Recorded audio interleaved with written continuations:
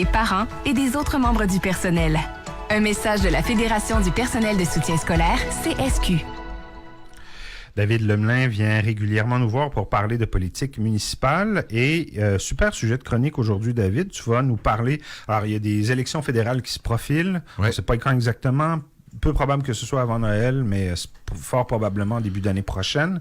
Quelle incidence ces élections-là et surtout l'élection très probable d'un gouvernement conservateur va avoir sur le petit monde municipal ici à Québec? Ouais, ben oui, parce que c'est sûr que c'est intéressant de s'imaginer, par exemple, qu'est-ce que Bruno Marchand pense.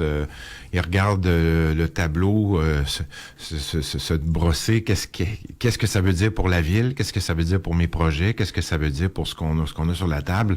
Ça a des incidences qui sont majeures. Tu sais, c'est bien sûr, le fédéral, c'est plus loin. On a l'impression que donc il y a une emprise moins claire. En tout cas, il y a une emprise moins claire, ça, on le voit.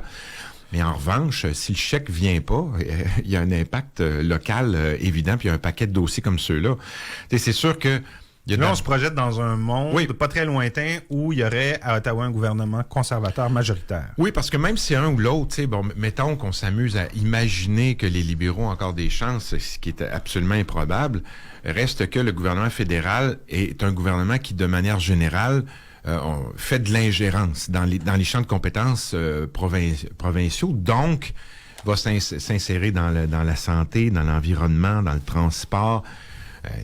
Ça fait des belles conférences de presse, on donne des chèques, on est fiers de ça, mais ça crée toutes sortes de difficultés. Donc, il y a une emprise fédérale sur des dossiers, des enjeux qui sont très, très, très locaux. Donc, c'est pour ça qu'il faut surveiller ce qui se passe. Et dans le cas des conservateurs, si on regarde les dossiers qui sont locaux et qui ont une incidence majeure, le premier qui vient à l'esprit, c'est le tramway, bien entendu. Poilievre a été d'une limpidité absolue, catégorique. Je mets pas une scène là-dedans. C'est carrément ça qu'il a dit. Donc, vous imaginez... on sait qu'il y a 1,4 milliard, je pense, de réservé au fédéral pour le projet. Ça, c'est dans la mouture 1, parce que souvenez-vous que Marchand avait dit, quand il y avait eu ces discussions sur le plan B qu'il voulait présenter, qu'il allait à plus de 8 milliards. Il disait que le fédéral allait le suivre et mettre 40% du 8 milliards. C'est que là, on passait de 1,4 à 2,8 ou à peu près. Donc, c'est dans le fond... à peu près, peut-être quelque part, comme 2,5 ou 3 milliards du fédéral qui serait sur la table, dont on se priverait. Imaginez comment il peut se sentir s'il apprend, puis finalement, qu'il est pris avec le fait qu'il va lui manquer 3 milliards. Le projet vient de mourir. Le projet vient de mourir, c'est ça que je voulais te demander. Est-ce que c'est... Moi, je vois pas comment tu peux trouver 3 milliards. On peut même faire une levée de fonds, gang, puis on va aller donner des 5 piastres chacun. Mais c'est un GoFundMe, ça serait drôle. Mais il va falloir qu'on GoFund solide parce que ça va être compliqué. Donc, puis évidemment, on pourra, une petite croche vers le provincial, pourrait dire que Legault qui appelle le Bloc à faire tomber le gouvernement pour faire rentrer conservateur pourrait se laver les mains après en disant « Ah, c'est pas moi qui ai tué le tramway, c'est Poilievre, c'est pas de ma faute », puis se présenter en campagne électorale en disant que c'est pas lui. Mais en revanche, tu veux dire, ça t'empoisonne le patient tout le long puis qui meurt une fois rendu parce que c'est le dernier intervenant qui tire sa plug. C'est ça, assume puis prend tes responsabilités. C'est ça, exactement. C'est ça. Mais reste que ce dossier-là, c'est le dossier majeur. Puis ça compliquerait aussi même la candidature de Marchand. Tu te représentes après aux élections, puis tu as quoi comme bilan? Tu n'es même pas capable d'instaurer le réseau structurant. Puis tu vas dire, je vais aller défendre nos intérêts. Ça va lui faire mal. Fait que c'est sûr qu'il doit être nerveux par rapport à ça. Puis c'est déjà imaginer comment je vais faire s'il y a 3 milliards qui n'est pas sur la table. Le fait que Québec soit un bastion conservateur, le mot est peut-être un peu fort, mais il y a quand même 3 députés fédéraux conservateurs dans le Grand. Oui. Est-ce que ça fragilise encore plus la position de Bruno Marchand? Ben, ça peut le faire. Face à son propre électorat, aux gens de la région. Oui, en fait, on le sait, on l'a déjà dit, puis je vais le redire encore. Quand on regarde les cartes électorales, c'est quand même fascinant. T'as le centre-ville de Québec qui vote d'une manière. En banlieue, on vote différemment. On va trouver les appuis conservateurs en banlieue.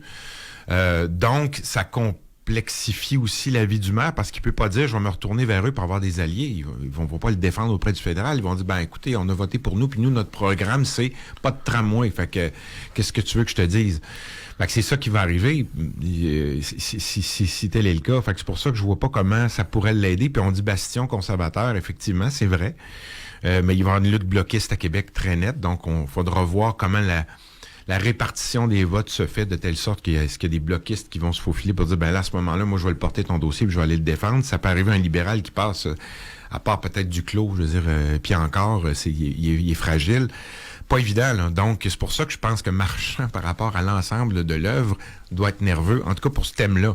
Mais tu sais, on peut continuer à se promener. Deuxième thème, le port de Québec, c'est une autre chose. T'sais, le port de Québec est un citoyen corporatif qui a besoin de contrôle, certainement pas de laisser aller. Poilievre apparaît comme étant quelqu'un qui n'ira pas mettre beaucoup de contraintes sur les plans de développement économique, parce que le gros bon sens, tu sais ce que c'est. Le gros bon sens, c'est de laisser aller le port. Fait que, encore là, ça va probablement augmenter les ennuis et la pollution pour la mer de Québec. Fait que c'est un autre enjeu qui est important. Puis on se promène encore, autre qui me vient à l'esprit, l'habitation. L'habitation, encore là, Poilievre là-dessus est aussi très clair. Souvenez-vous, il y a de multiples reprises dit que dans le fond, c'est la faute des maires, s'il y a la crise du logement. Comme si l'argent était sur la table, tout ce que vous avez à faire, c'est vous débrouiller, couper la réglementation, puis avancer. C'est sûr que, puis on pourra parler parce qu'on parle du fond, on pourra parler de la forme aussi en terminant, si tu veux parler du style Poilievre, là, mais sur le fond, c'est sûr que ça paraît bien de dire, hey, organisez-vous, puis je dis pas que les municipalités ont pas un effort à faire, mais pour avoir déjà travaillé dans une ville, tu sais, tu fais tes demandes auprès du provincial, du fédéral, tu vas avoir tes subventions, tu réponds à des critères. Donc, il y a énormément d'exigences, c'est extrêmement difficile d'une part, donc, tu sais, dire que c'est les municipalités qui doivent tout faire, ça, c'est faux, mais c'est surtout pour moi le plus important, quand tu dis ça, tu fais exprès, bon, tu prends les gemmes des imbéciles, mais tu fais exprès de faire semblant que le milieu immobilier, c'est pas d'abord une règle liée au capital. Mm-hmm. Je veux dire, il y a des projets qui lèvent pas de terre, de logements sociaux, entre autres, parce qu'il y a des promoteurs qui disent, moi, c'est pas assez payant pour moi. Mm-hmm. Fait que les villes, des fois, font des appels d'offres, puis il y a personne qui dépose. Mm-hmm. Parce qu'ils disent, ben écoute, moi, ma marge de profit est pas suffisante, je vais aller dans le logement de luxe, puis je vais laisser faire les logements sociaux, puis pas nécessairement parce que c'est des personnes forcément méchantes, mais tu sais, quand tu dis leur objectif, c'est faire de l'argent, notre système permet de faire de l'argent comme ça, ben je vais laisser tomber l'autre option. Fait que ça, c'est une réalité. Puis l'autre réalité qui est absolument incontournable, c'est la hausse des coûts. Il y a des projets qui lèvent pas de terre parce que le coût par porte est trop élevé. Fait que, tu sais, quand tu dis c'est la faute des villes, c'est loin d'être le cas. C'est beaucoup d'autres choses avec une partie peut-être de travail supplémentaire à faire, une simplification de la réglementation probablement, peut-être un processus à l'interne qui est plus efficient. OK, d'accord. Mais c'est surtout pas ça. C'est pas le municipal, mais ça, c'est pas Poilievre. Donc, encore là, ça crée un problème et les marchands voient ça arriver en disant, bon, c'est ça, il va domper dans ma cour en disant, c'est pas de mes affaires. Ça va encore rendre sa vie moins facile. Fait que, tu sais, ça commence à en faire des dossiers qui sont importants puis qui vont lui poser des problèmes. Puis là, ben, santé, ça, remarquez bien, on pourrait aller en santé quand la Ville de Québec, quand il y a de la lourdeur dans le système de santé, on le ressent un peu partout. L'environnement, même chose. S'il y a pas d'intérêt ou pas d'investissement, ça va se ressentir encore là dans les projets. Fait que, vous voyez, ça déboule. C'est assez large, finalement, comme capacité de nuisance. Puis on peut rajouter une dernière couche à ça, qui est Québec est quand même une capitale du Québec. Puis on a une envie d'avoir les coudées assez franches. Est-ce que la façon de voir Marchand va correspondre à la façon de voir de Poilievre? À sa face même, pour l'instant, c'est non. Fait que ça veut dire encore des combats, des difficultés. Est-ce que Marchand est vraiment quelqu'un qui boxe bien? Il y a beaucoup de qualités, mais il y a une difficulté, puis on en a déjà parlé. Souvent. Je veux dire, le go leur vire comme une crêpe. Je pense pas que Poilievre va faire comme oh my God, Marchand me parle fort. Tu évoques un clash entre le style Poilievre, le style Marchand. C'est vrai que quand on pense à Bruno Marchand et à Justin Trudeau, on a l'impression de deux gars qui appartiennent à peu près au même univers de communication politique. Oui. Un peu joli cœur, dans leur un peu dandy, les chaussettes les chaussettes un peu loufoques, machin. Mais deux gars de centre-gauche, en tout cas, qui s'affichent comme ça. Tout à fait. Puis oui, on voit un fit, dans le fond, un peu plus naturel avec Trudeau, ça c'est clair. Mais l'autre débarque, d'abord, il arrive vraiment, c'est un vrai conservateur.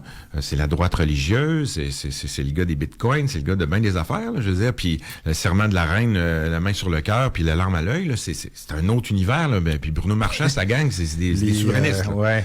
Les dîners protocolaires entre les deux hommes risquent d'être pas mal plus froids ou glacial. Ça se peut qu'il y ait une couple de jokes qui tombent à plat.